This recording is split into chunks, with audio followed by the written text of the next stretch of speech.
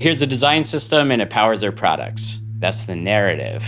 And it's ultimately the human relationships part of it that a lot of people don't care to admit is the real work of it. And it's like, y'all aren't talking to each other at all. That's your actual problem. You all need to talk to each other.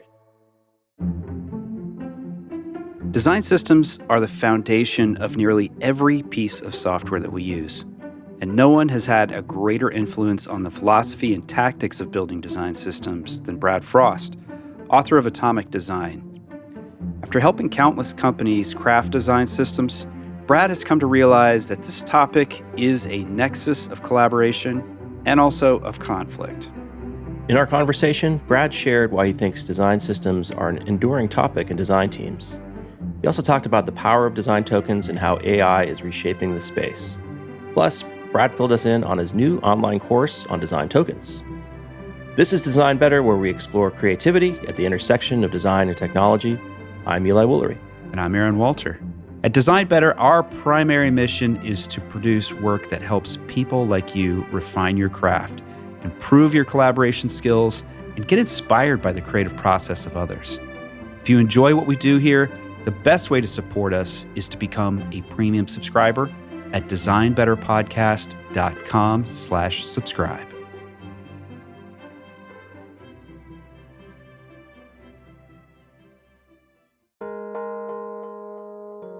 We'll return to the conversation after this quick break.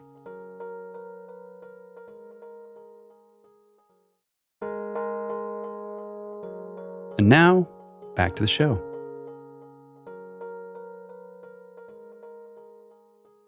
Brad Frost, welcome to Design Better. Hey, thank you for having me. I'm excited to be here. You know, some interviews, it feels like we're getting to know each other, but this is different. It's like if we had beers, it would feel normal, just hanging out as friends, because we've known you for a long time. And you and I, Brad, we've done a lot of traveling together. I remember a fun evening where you flew in with your wife on a helicopter in New Zealand to a very cool dinner for a conference that we were speaking at. That was pretty epic. It really was. I think to this day, I don't know if I could really top flying in to a place in a helicopter. That's, I think, the best way to make an entrance. And what's even crazier is that I get out of the helicopter and was immediately handed a glass of champagne and some throwing knives. Yep. It's a good And combination. I was just like, what in the absolute world is going on here? So Yeah. that was a special day. Very James Bond moment. For sure. And it was all like, because we were doing a workshop, and why it happened is that to drive me would have taken a long time because it's a very mountainous area in Wellington, New Zealand. And in order to drive to get me out there would have taken a lot longer. And we were running a workshop ahead of time. And they were the workshop has to be done at 4. Workshop has to be done at 4. They didn't alert us to the fact of our mode of transportation. They just were very adamant about the time. And I'm like, okay. And usually I go over pretty frequently. No. And so I was kind of, but they were serious. And then they walked me over and then say, okay, here's your ride. And that does not incentivize you to cut it short next time around. Surreal. Yeah. So, Brad, I think at this point, everybody knows you as the guy behind Atomic Design, which is, I don't know, it's lingua franca of the software world, design, web design world. You have literally traveled the world talking about design systems, helped countless teams, individuals, companies build design systems. And we want to talk shop, but let's start with kind of this new world that you're in. Your career is changing. Last year, 2024, was a year of change. Maybe you could catch us up on that and talk to us about where you're headed next. Yeah. Well, thank you. In a lot of ways, it's changing. In a lot of ways, it's not. I've always kind of had my fingers in a lot of pies. Is that the expression, I guess? But I've always done client services work. I've always, people have paid me to make websites for 20 years now. Hey, we need this website made. Brad, can you do it? Yes, I can. And here's some money, right? Like, it's a pretty straightforward endeavor and is one that's morphed and changed over time. But at the same time, that was always the contract, right? But yeah, basically, over the last couple years, I found it's not that I didn't enjoy it. I love working with teams, I love working with people and getting in there. But I felt that I could have maybe more of an impact doing other things or helping in other ways. Basically, my life's mission is to make things and to help people. And there's lots and lots of ways of accomplishing that. And as time has gone on, especially as we work with these big enterprises and organizations, I collect authenticator apps like freaking Pokemon. And it is like one of those, as most people who are employed, gainfully employed as a designer, developer, or something, and you have your Okta or you have your whatever it is, one of those is enough. But try having a couple dozen of those things. And I got the apps on my phone to prove it. That stuff kind of becomes death by a thousand paper cuts. And also, just you get a little too close sometimes. Some organizations' challenges are unique to the organization. And I have this like really cool perspective because I get to sort of see the broad challenges that plague many organizations, irrespective of if they're a healthcare company or a financial company or a pet food company or whatever. It's like you get to kind of have this kind of different perspective. So sometimes when you're hearing about the gory details of their specific organization's problems, I'm like, I want to help you, but also it doesn't scale. So anyways, all to say is that I found myself still enjoying my work. I always find ways to be excited and to find interesting puzzles to solve and stuff, but also I just really like working with people. But at the same time, I found myself going, man, I feel a little constrained by these specific activities.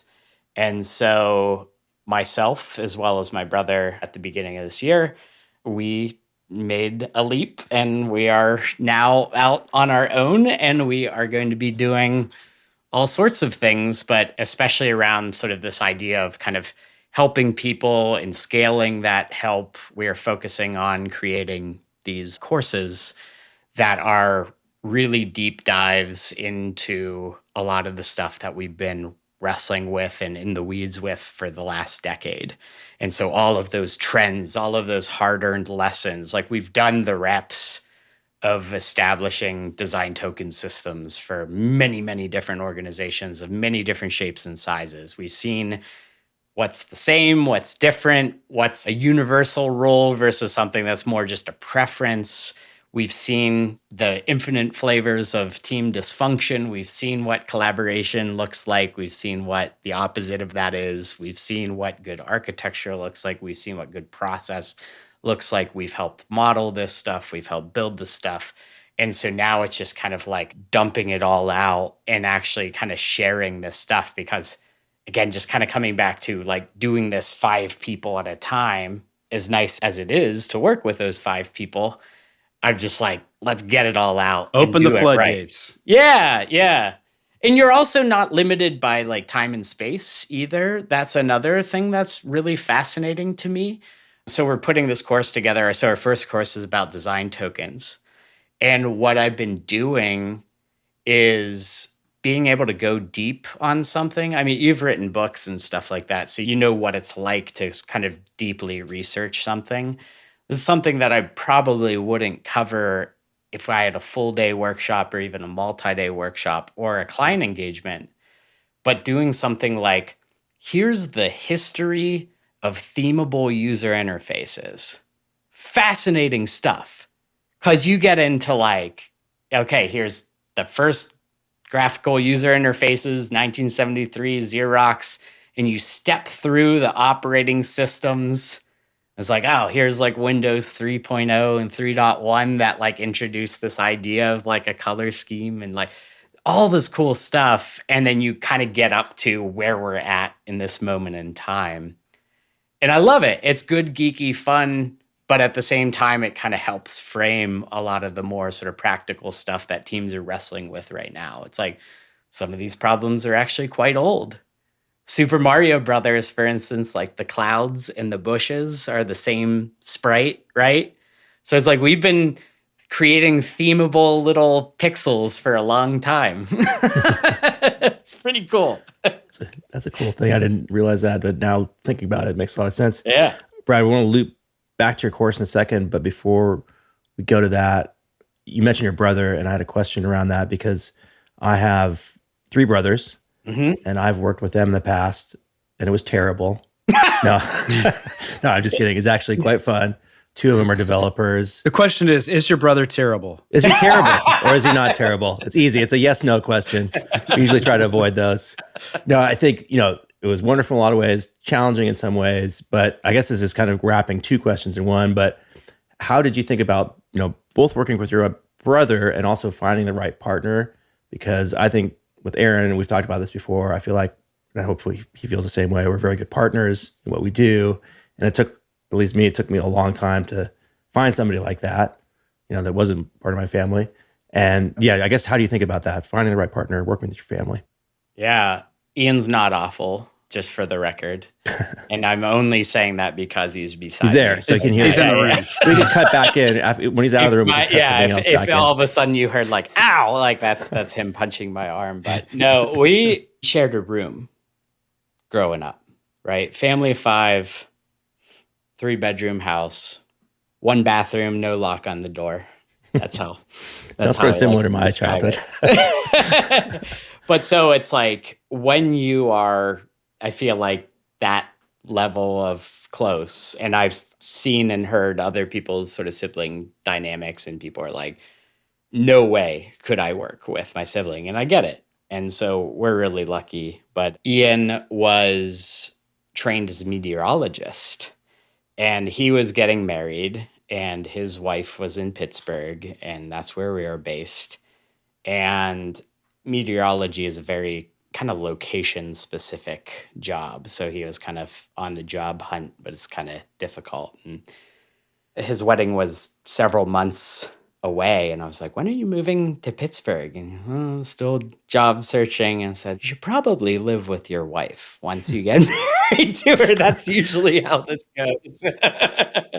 So I said, look, I have some web stuff you could do if that would interest you or whatever, but get your feet planted over here, continue your job search. And that was almost 10 years ago. And what's so nice about it, Eli, back to kind of having like a good partner, I think, is the amount of things you don't have to say is huge. And that's, I think, the sign of a real good partnership, is the things that you just already know that they know, that you don't need to double check or triple check with it. As consultants and stuff, like, we have to say it all the time. You just kind of get into the habit of having to explain it, re-explain it, and make sure you really make it abundantly clear. So the fewer words you have to speak, or the fewer sort of instructions, or that there's just this kind of natural, unstated understanding that I think is elevated when you're talking about someone you've known your entire life. Like, I think that helps with that. Because people will always be like, oh, Brad, how do you get so much done? And I'm like, well, I have like an extra set of hands that in a lot of ways I feel like is an extension of myself. That's really powerful. I mean, it's pretty unique. Mm-hmm. Why do you think design systems remain such a central topic in the design world? I mean, you've been talking about design systems for more than a decade. I think you came and visited my team when I was at MailChimp in maybe 2012, something like that. I think it would have been 2013. I actually think that you were my first like company workshop after I was at RGA, and then I left in 2013. And I think that coming to MailChimp was one of the first workshops that I did. So thank you. Yeah, that's wonderful. I guess I didn't realize that. But I mean, we're still talking about design systems today. They're still fascinating. What is it? What is it about them that remains such a central issue for so many different designers and design teams. Yeah, it's really fascinating. And it's something that we're really picking at with kind of leaning into design tokens a lot. I think that one of the things that teams continue to struggle finding the sweet spot with is what is the balance between a real pragmatic sense of let's not reinvent this wheel with let's create amazing user experiences for the people, our specific audience for our specific product that's on a specific platform that's built using a specific framework that's built using a specific, right? So it's really that balancing act of shared versus bespoke. And there's an innate tension there that will always be there. And maybe that's why it's not just a solved problem, is because there is this kind of push and pull, this negotiation. And where we've landed all these years later is establishing some pretty like sophisticated thinking, architecture, ecosystems, processes, created a bunch of flow charts, and I never considered myself a flow chart person, but it's just like you kind of need these architectural diagrams to show how this stuff all hangs together, because like the buzzword that is design systems continues to be this just very crude or coarse definition, and you have this very coarse narrative around it. Use the design system. Well, what the hell does that actually mean? So here's a design system and it powers their products, right? And like that's the story, that's the narrative. But the reality is a lot more involved and multifaceted. And I think that it's the nuance of it, it's the mechanics of it, and it's ultimately the human relationships part of it that a lot of people don't care to admit is the real work of it. And whenever we come in and everybody's moaning or struggling with stuff, and they're almost always fixated on the specific implementation in Figma or in code or whatever, and they're tweaking the knobs and they're doing the thing and they're like trying to crack the code, and it's like y'all aren't talking to each other at all. Like that's your actual problem. like you all need to talk to each other, but I don't want to talk to that person. So so Aaron, do you know Mark Bolton? I do, yeah. It's been a good many years since I've seen Mark. And if Mark happens to be listening to this, I love you. And it's been a long time. But he had this thing, and this was probably 10, 12 years ago now.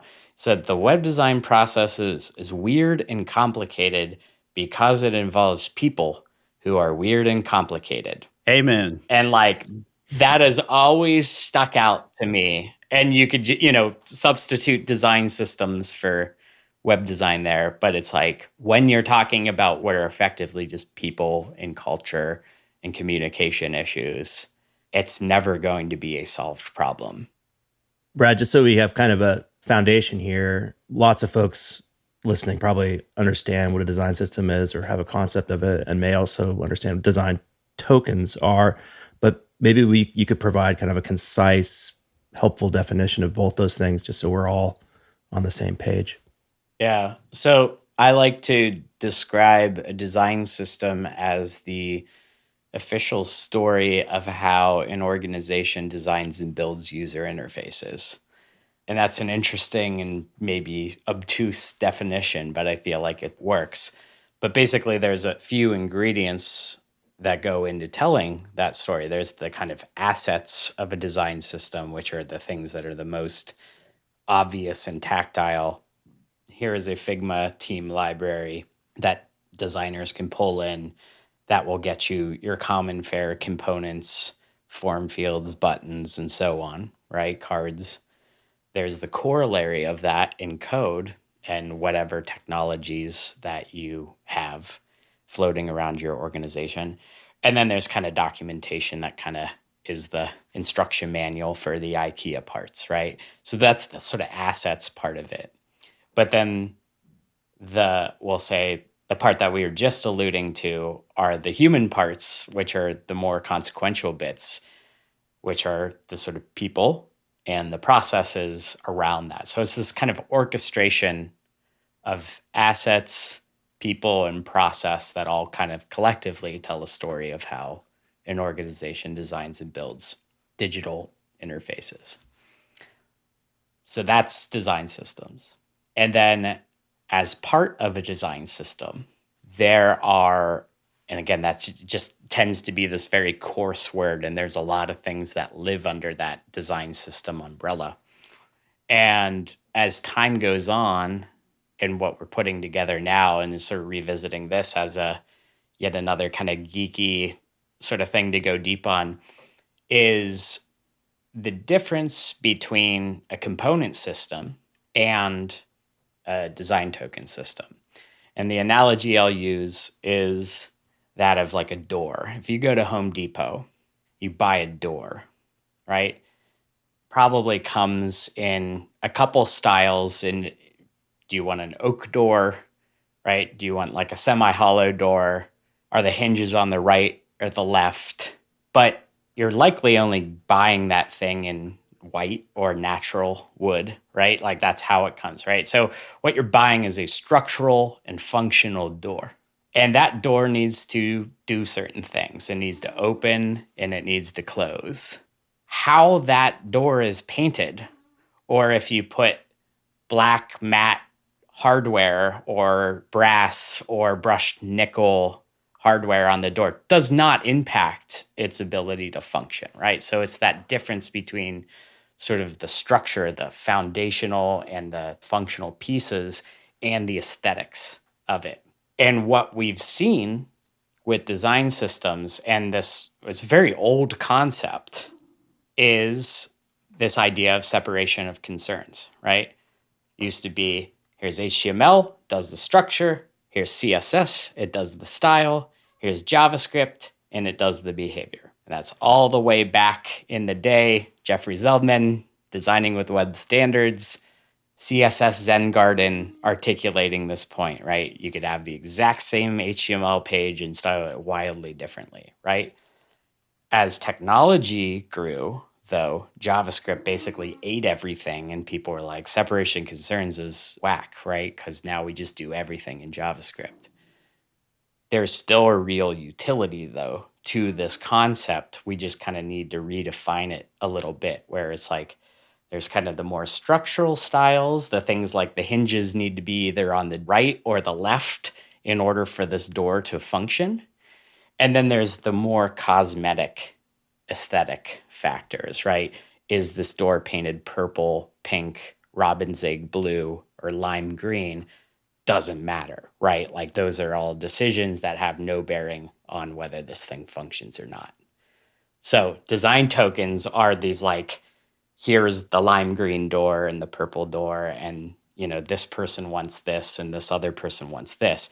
So you create these kind of two separate tracks that unlock all sorts of possibilities and kind of create and address that tension that we talked about earlier, that between how much is shared versus how much is bespoke, right? How much aesthetic wiggle room do you have versus like, because you don't want to have to build a door from the ground up each and every time. If you're like, well, I want my door to be pink, and the next person's like, I want the door to be yellow. Well, we got to go out, we got to mill some wood, we got to, like, that's waste, right? So you could build the door exactly once, and that door is sound and sturdy and accessible and all of that stuff. And then people can knock themselves out and paint it whatever color they want. So all of the configuration that you're describing here, if folks are brand new to that, they could check out something like tailwindcss.com, which is a pretty awesome tool. And our common friend, Jason Santa Maria, and I, we used it a lot on some projects that we were doing for COVID response with Africa CDC and some US stuff too.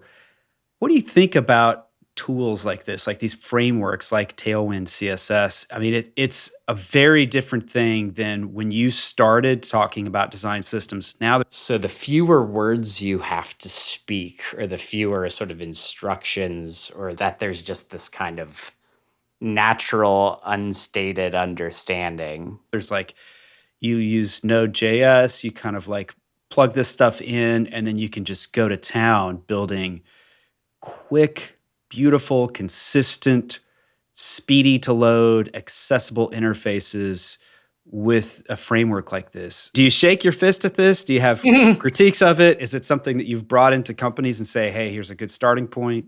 Yeah, doing consulting for as long as I have, I've gotten to see seemingly every technology decision play out in organizations. And it's fascinating because I've learned how to be a little bit less judgmental. It's obviously a process. We're all human, but at the end of the day, I struggle with that. we all do, right? Like that's the human It's experience. not in Like, my nature as a designer. to boy, oh be less boy. judgmental. I mean, me too. And what I try to do with each and every client project, and it's been a fun journey because when you're confronted with something that seems to either fly in the face of what your worldview is or what your experience is or what you know to be good is, that you just feel that defensiveness like bubble up inside of you. And one of the cool things I've really enjoyed about being a consultant is that it's my job to understand. I'm like, well, they're paying me to help them do the right thing. But if I just come in and say, you're doing this wrong and here's what you should be doing instead, it's not going to go well. Their defenses are going to go up and all this stuff.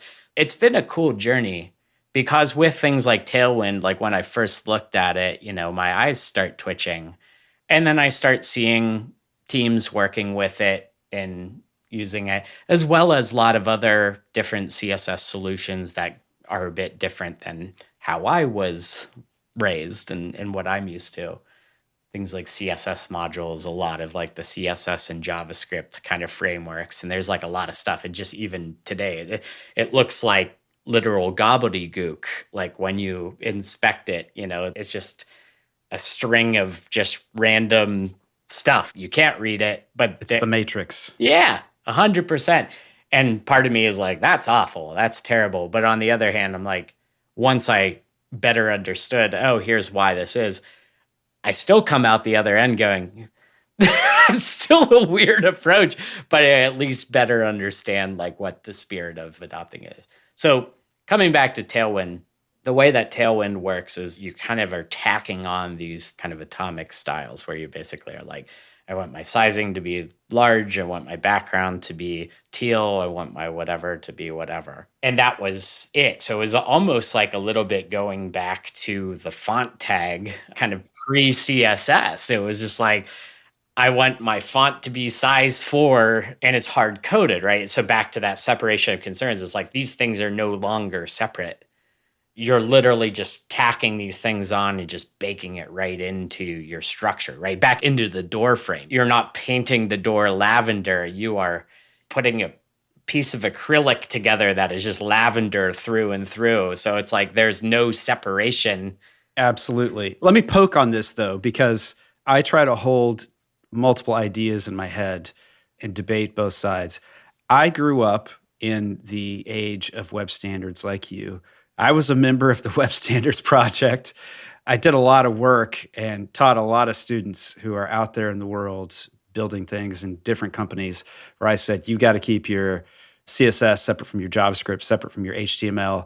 And now, like, to be working with Jason Santa Maria on a project where we're using Tailwind and we're doing this, it feels like the world has flipped upside down. And yet, like the argument that we always made was like, well, what if you wanted to change the border radius? Or what if you wanted to change the color? You could just do it right over here. Do we ever do that though? Do we ever just say like, hey, let's just tweak this color? Like all the fonts, all the headings are now going to be FF6600. Yeah. Right? Like, Yeah. I got to say, like, I don't do that very often. Sometimes. Yep. So I think that your context matters a lot, which is also why, again, with like the curiosity of kind of coming into something where it's like you're talking to specific team working on a specific project. And I think that this is really fascinating because it really picks at what it means to be a designer, and especially a designer in the context of a broader apparatus. And what I mean by that is that the individual decisions you make, design decisions, one designer's like, I like 8 pixels of border radius. And the next designer's like, I like 16 pixels of border radius. On one hand, you're like, well, there's no right or wrong. But a lot of times what we tend to see, and in the context of your project, my understanding of it is like, this got to get out the door fast. Correct. We are moving quickly. Our job is not necessarily to make like the best, most like branded thing. Like, this is a utility. This is meant to save lives, and time is of the essence. So in those cases, break glass in case of emergency, grab the bootstrap or the tailwind or the material off the shelf and go to work. That's like the perfect example of like when that is like 100% the right call. The sort of different perspective that we tend to see when we go into these organizations that are supporting handfuls of, dozens of, hundreds of, thousands of different pieces of software. If every one of those pieces of software, each one of those nodes across all these different silos, are all able to make their own technology decisions and design decisions and whatever, you're talking about just exponential costs, exponential planning efforts, design efforts, engineering efforts, launch efforts, adoption efforts, maintenance efforts, and then the rebrand happens. And we're using Starbucks as an example just because everyone can picture a Starbucks green in their head. Let's say Starbucks hires a new chief brand officer or chief marketing officer, and they're like, you know what? This green is tired. We're purple now. Starbucks is purple, right? To roll that out to all of the different websites, touch points, apps, everything else, collateral, you're talking about millions upon millions upon millions upon millions, like probably billions if you factor in physical stores and stuff like that, right? But like certainly even on the digital front, it might be approaching $1 billion, right? And we've seen this. So like we've seen this happen again and again and again and again. So coming all the way back to things like Tailwind and just kind of being like tacking on Starbucks green onto each and every like kind of design property or element that you're doing, to go through and make that purple is a very laborious and expensive effort, and it's fraught. And there's a lot of like stuff that goes sideways. And again, we've been a part of these a number of times. The takeaway is chief design officer at Starbucks. Let's stick with the green. Stick with the green. Yeah. Stick with What's the wrong green. with green? Not hurting any. Isn't it funny Think of though, all the like how the colors. world of like like branding and stuff, like the marketing geniuses, like at any organization, all they need to do is just roll it back to like the Saul Bass logo. It's like, Right. that's like how you earn your keep. That's right. Yeah. That's but right. but what it really boils down to though, and like why this stuff matters, and kind of coming back to like a designer's job within the context of the organization and a developer's job within the context of the organization is really interesting. And you have these kind of competing, kind of back to this tension between what's shared and what's unique. You have like individual designers working on individual features of individual products, and they're incentivized and encouraged to make the best thing possible. And you multiply that for as many teams and scrum teams and products and silos as you have. This is what design systems are kind of up against, is this kind of like everyone's incentivized to just kind of put their horse blinders on and do the right thing, right? But meanwhile, the result of that is everything's a first draft. It's not that they're all bad ideas. In fact, they're all very good ideas, but they're very good and similar but different. when we worked with United Airlines, for instance, right? The flight block card, right? Like the flight information, which is a really critical piece of design for an airline, right? It's like the center of the business right there. It truly is. It's leaving here at this time on this date, and you're going to land at this time, this date, at this airport. Like, that's really important. And it was the thing where the homepage team, the book a flight flow team, the manage your trip team, as well as, what their actual ticket design, physical ticket design and stuff were. All of those things were the same but different.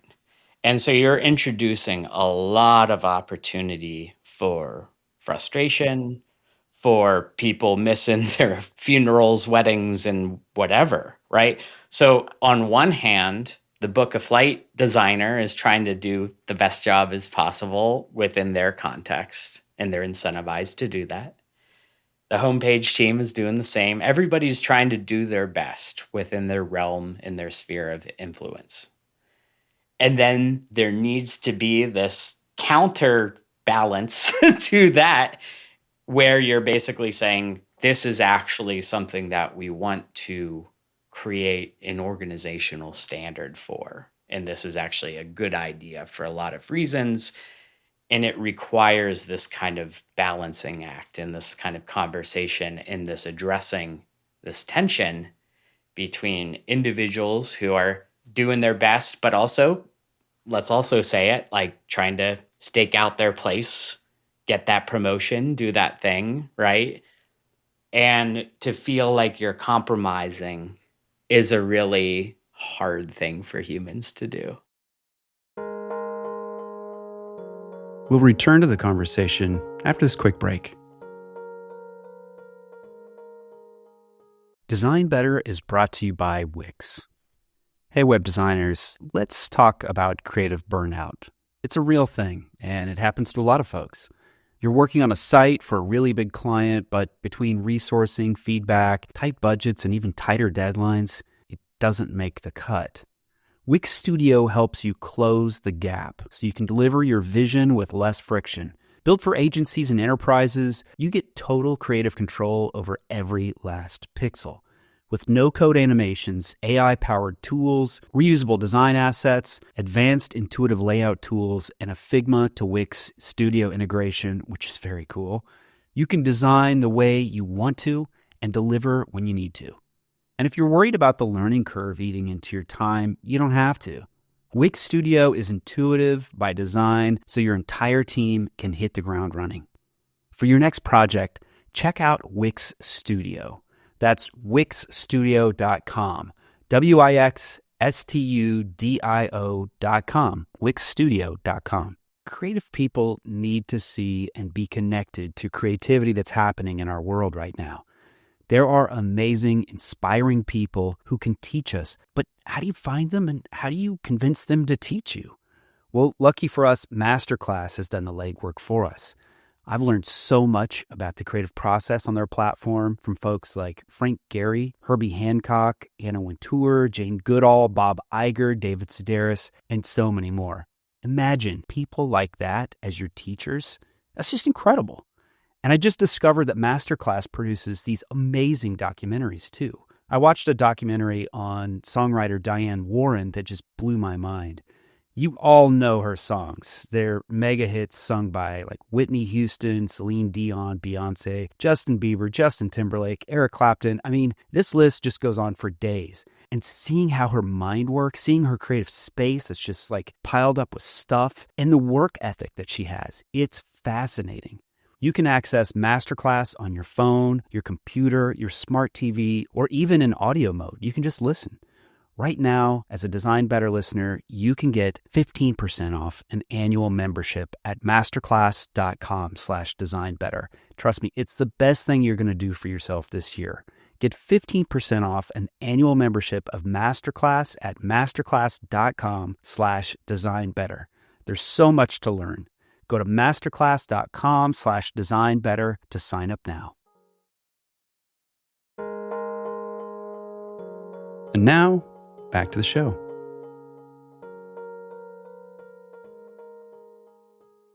Okay, so this is a classic question, but I'm gonna take it deeper. So don't worry. At face value, we don't need to answer it at face value. But on LinkedIn a while back, you had a post about should designers code? This thing that comes up all the time. Yeah. And I really like your perspective and your answer, talking about designers need to understand and work with the grain of the medium for what you're designing. I think that's a really nice way to put it. I relate it back to my first part of my design career where I worked on physical products.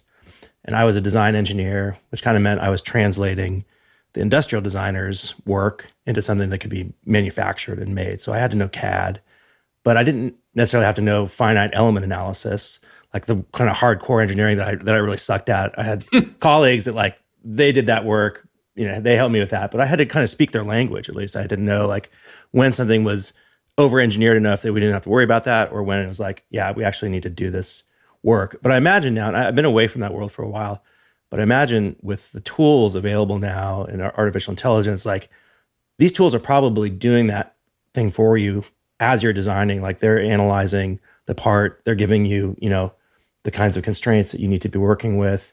And on the digital product side, I feel like there's also this interesting blurring of the boundaries between what it means to be a designer, what it means to be a developer.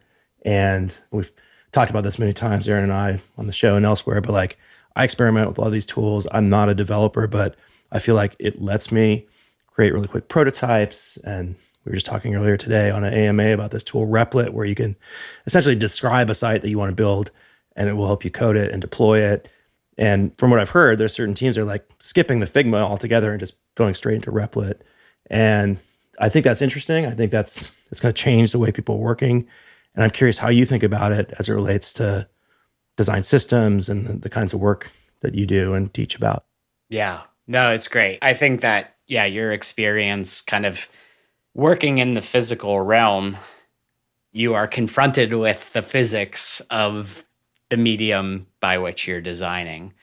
And I think that my observation has been there's been a lot more digital native people who have come up by way of boot camps and programs, and people have exclusively done digital work their entire careers. But also, this is another thing I'll put on the table, is that tools like Figma have gotten good enough. And what I mean by that is that once upon a time, it's like Photoshop was it, and if Aaron's designing the page in Photoshop and he needs to know how something's going to work in the browser, there are these real limitations to what these tools could actually do and articulate.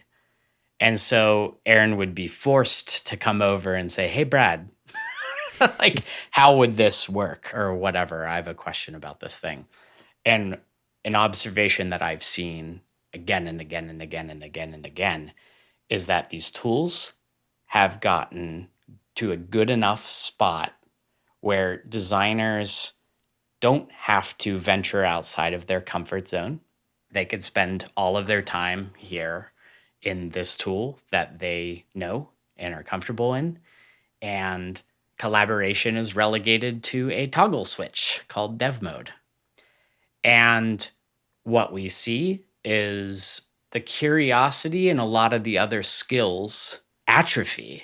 And this fear sets in that these designers are going to be found out. and yet all of this is kind of happening upstream, and this waterfall process just continues. Like this really unhealthy design process, in my view, in my experience, has calcified and has become the norm. And these tools have gotten to this good enough space, and it leads a lot of people into this kind of, I'm going to stay inside my comfort zone. It is scary and uncomfortable to say, like, I'm not sure if I know how this actually works or how this actually gets built or how this actually does whatever. And instead, I'm just going to kind of come over here. And if the developers flip the toggle switch on, and if they have any concerns, then they can yell at me here. It just sets up a really unhealthy dynamic. Brad, I want to shift gears a little bit. We recently published something about ADHD, and you sent us a message behind the scenes saying like, hey, Thanks for posting this. Yeah. Turns out I had missed that you had posted that you recently were diagnosed with ADHD. I'm curious how you think about that, your ADHD, and what your journey has been, and sort of understanding how your brain works, where the challenges come in, and maybe are there places where the way that your ADHD works, it becomes an asset for you. There's a quote that you have in your post: mental health issues are biological phenomenon, no different than eyesight being less than 20/20 and requiring glasses to correct. So the implication here is, why don't we think about our brains the same way and the way our nervous system operates? What's been your experience with ADHD, and how have you learned to operate with that? Yeah. No, thanks for talking about it and for sharing it.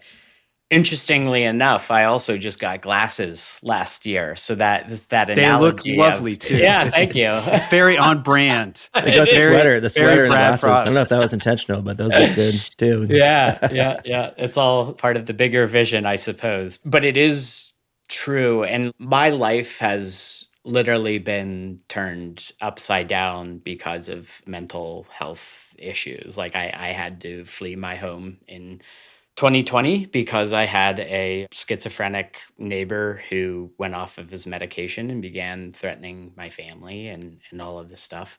But have all sorts of relationships with really close people in my life with varying flavors of mental health issues, some severe, some not, and all of this stuff. But it's something that I've always been kind of on the receiving end of, we'll say.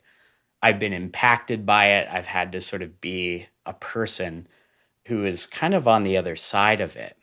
So it's really interesting to actually enter kind of a couple phases of my life where actually I am the focus of like mental health things. So it's like really fascinating kind of coming into it via that way, because what I've been able to experience kind of firsthand is the real effects that not taking care of mental health can do. Either tucking it away or not addressing it or not tackling it head on, or being sheepish about it, or being sort of struggling with it, like whatever it is that's kind of just preventing you from being like, man, I can't see so good, I got to go to the optometrist, right? Like it should be that straightforward, but it's not. So whenever it became my turn to start sort of digging into it, and like I love my wife so much for a lot of different reasons, but as I was kind of like going through stuff with work, so kind of what we were talking about earlier, and like trying to get to the bottom of like why I'm kind of feeling a little stuck or sluggish, or I'm like, I'm not feeling like I'm able to operate the way that I would like.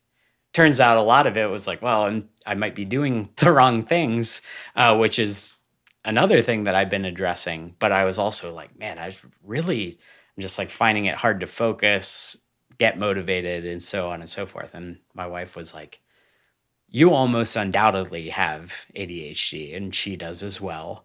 And she's like, in fact, your whole family has it, and it's 100% true. My mom will change the channel of a conversation in the course of like 30 seconds. She'll cover a lot of territory, and I am her son. So my wife's like, you should really get that checked out.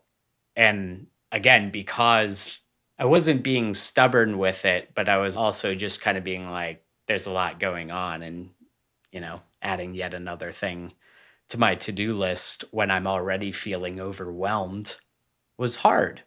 But so I really thank her for her encouragement and stuff to do it. And I'm like, yeah, sure, finally do it. And when I received my diagnosis and I got my first dose of Adderall, I had the most productive day at work in probably like 5 years since 2020, for sure.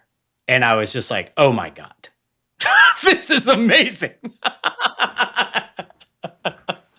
So it's like a really fascinating thing. But so there's a number of things. There's a stigma around it. And I'm just like, what I'm finding is after I sort of shared it, all of these people, I got so many emails. I got so many messages from people who are like, Did you guys get the same whenever you shared that? There's a fair bit of it. I mean, Yeah. behind the scenes, Silicon Valley is full of ADHD and or neurodivergence of one shape or another. Sure. And that's kind of the crux of what the conversation we'd like to start around this is that there's a lot of neurodivergence in the folks that we've talked with. But if we look at a lot of the big leaders and innovators in the design and technology space, there is a strong theme. Oh, 100%. I mean, it's right there on the tin. Neurodivergent, like you are thinking differently, and that's what design is. Yeah. So here's the thing is that I did a little research and National Institute of Health did a big study that showed that about 7% of the global population has a concrete diagnosis of ADHD. And it's pretty widely acknowledged that that's a low number.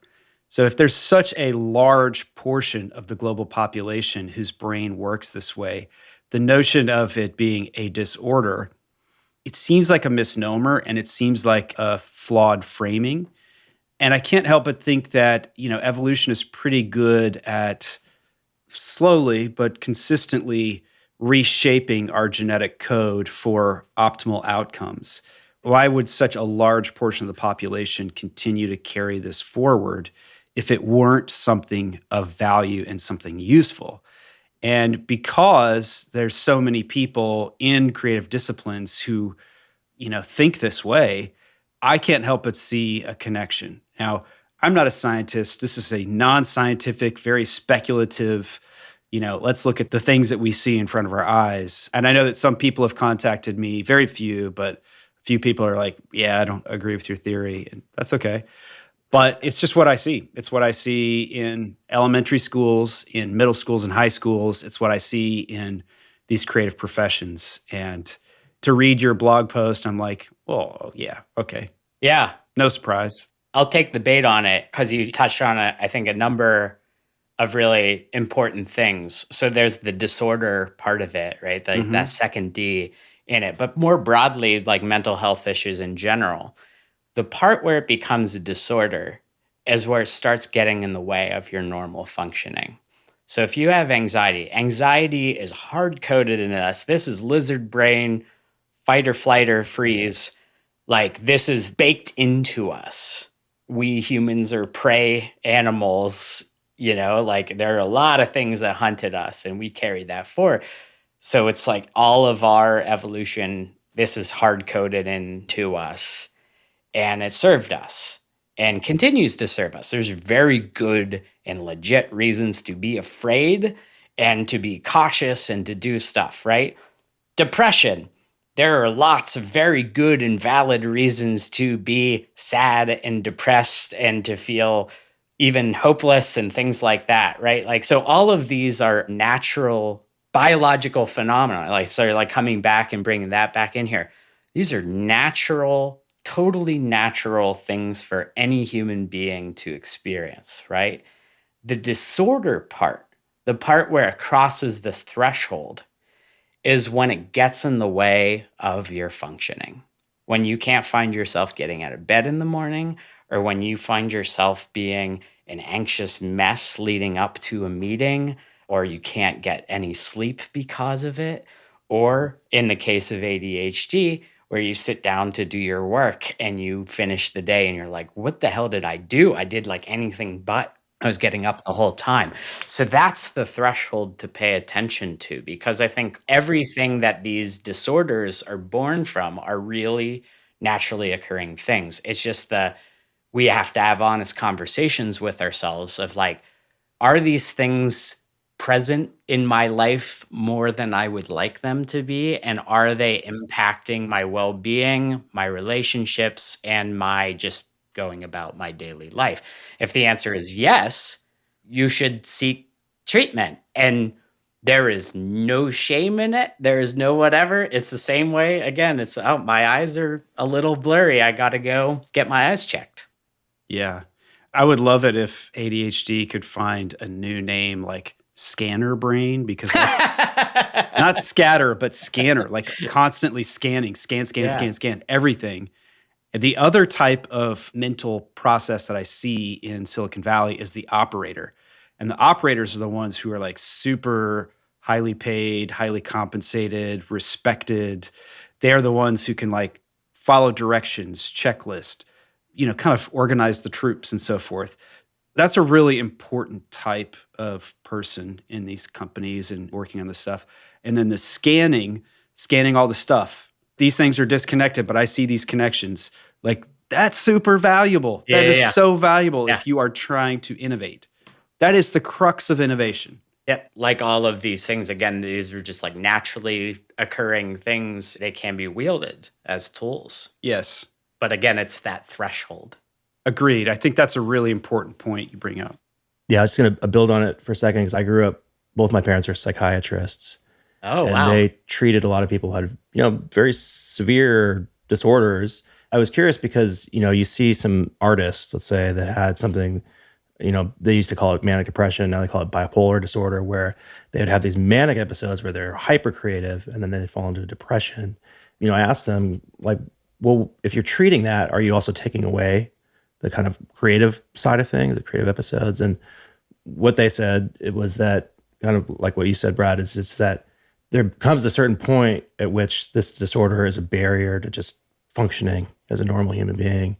And we're trying to get to the place where it's like you're on these medications and it's going to rein in the sort of extremes of either side of that particular episode.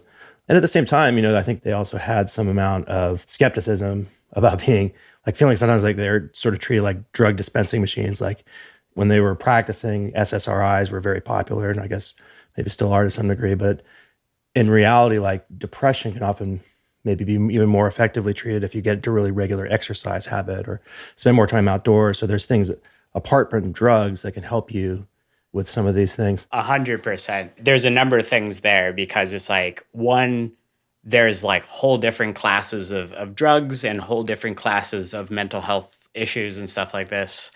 And that there is, when you're talking about something like bipolar type 1 or whatever, you are talking about like reducing the amplitude of these swings and stuff, which is what these certain classes of drugs act on.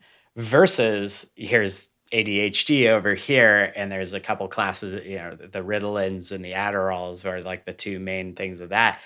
It's really, really fascinating to see how there's such a diversity. Like the brain is such a mystery still.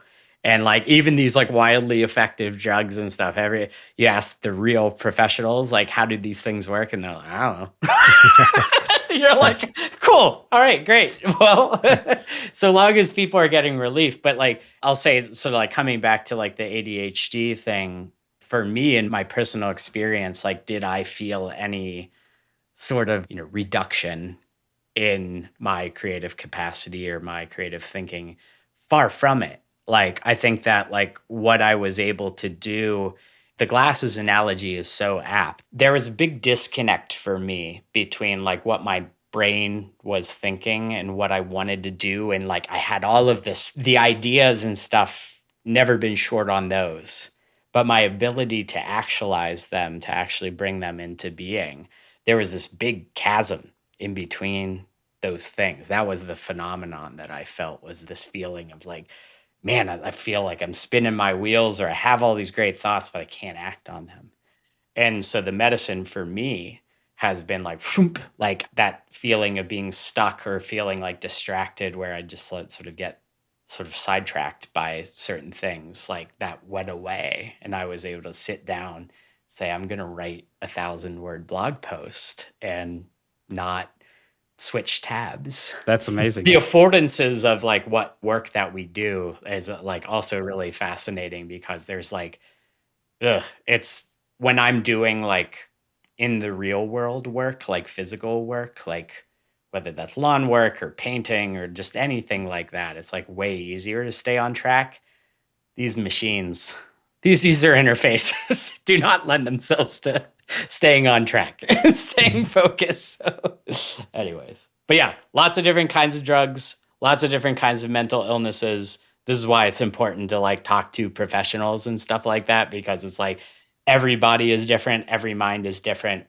Even the healthiest minds it's worth like asking these questions because like not everything is chronic or genetic or long lasting. So for instance, like when we were going through all of our crazy trauma, I got put on anti-anxiety medication because like a level 2 stressor would hit as like a level 8 stressor for me. And my stomach would be distended. I felt like I was having like a heart attack. And it's because my nervous system was put through a paper shredder. It's really important to just like listen to yourself, listen to your body and your mind, like wherever you're at. And there's these things, these interventions, these treatments that you can have coupled with, Eli, I think it's really important to say, sleep, exercise, diet, nutrition, just basic good habits and relationships. There's all sorts of things that need to be considered holistically. Project Healthy Minds is a project that I've been involved in. They're a nonprofit that helps destigmatize mental health care, get people access to mental health care, as well as they work on the policy front to try to make it so that's more normalized and more sort of accounted for. And when we were putting together a resource, I helped them build a web app for people to sort of get access to, whether that's meditation apps or whether that's like, here's how to connect with your local mental health professionals. We had a clinical advisory board who was made up of, it was like the most starstruck I've ever been on like Zoom calls where like all these people who I read about in, all the psychology books and stuff that I've read. And they were like so thankful that so many of the resources that we were surfacing as people come in, they're saying, I'm feeling depressed or I'm feeling anxious or I'm feeling this way. So many of the resources were not just like, here's this pill to take or here's this psychiatrist to talk to, but it's here is sleep, here is nutrition. And these pros who have been doing this kind of work for decades, they were like, that's it right there. This is not one thing or another or this or that. It is really this all encompassing. Here are all of these things you can be doing to sort of better your well-being. I love it. Thank you for talking about this, Brad. This is a super interesting topic and definitely relevant to a lot of folks. Tell us what you've been watching, listening to, reading that has you inspired and or looking at things a little differently these days. Oh, I mean, I feel like I've been looking at everything differently these days. I have been really reconnecting with my musical self for the last year and a half or 2 years, which has been really important at helping me in this new chapter and usher in this new chapter. Because when we're designers, we're problem solvers, right? And there's always what's the difference between art and design, right? And we're doing this, we're doing these motions, we're following these processes, we're analyzing a problem, and we're designing some solutions versus our artistic selves, which really involves self-expression. And for me, reconnecting with my musical self has helped me in this transition in that I know that I have things inside of me that I feel compelled to get out and to share with the world. And some of those things are money making things. And we've, always talked about like these like courses and stuff like this. But a lot of it has just been like this real excitement around trusting that what I kind of have inside of me that I need to get out is worth pursuing. And that I've been kind of away from that for a long time. And to be able to sort of like play music, and we put on a big concert in the summer called Frostapalooza. And to have that opportunity to kind of like just put it all out there and to have this real kind of shared, elevated experience with a lot of the people I know and love, really, really special. And I think it's like really helped me understand my potential as a human being. So That's what I'm excited about, because there's a lot here and there's a lot of different avenues. There's a lot of things like we could just talk about, I think, here. And it used to be, I'd have to go, well, I don't know how that fits in to this puzzle or this blueprint. I'm excited because I'm starting to question any container, whether that's a job, whether that's a relationship, whether that's like a hobby. Music, for instance, right? I would beat myself up over and over again because I'm like, man, I like really want to put out an EP. I like really want to like record some original music and publish it. And there's this thing called an EP or an album that is what music is, right? Or I'm not playing in a band and I need to do this. And in order to call myself a musician, I need to have a band and I need to have an album or whatever, right? And I kind of feel like I shed that. And I'm like, well, hang on. Maybe I'll just throw a one night only concert with all of my friends who are also musicians that also don't play anymore or whatever. And we'll do it that way. Or maybe I'm just going to have people over to my house once every couple months to have a music night. Or maybe I'm just going to share these doodles with my friends and text message them. Or I'm just going to share this like rough draft of a thing to SoundCloud. And maybe that's just it. And maybe I just like don't need to follow the rules anymore. Maybe those rules were silly and arbitrary to begin with. And I'm starting to apply that same mentality that I gave myself permission to do in music to my career. And I think that that's really cool, because like what happens when it's no longer, Brad, you need to convince people to pay you to make them a website? What if that was like only one avenue for operating in the world? And what happens if that was like a fallacy, or that wasn't true? And what happens whenever you just kind of give yourself permission to explore any and all things? That's a great transition to where can people learn more about your course.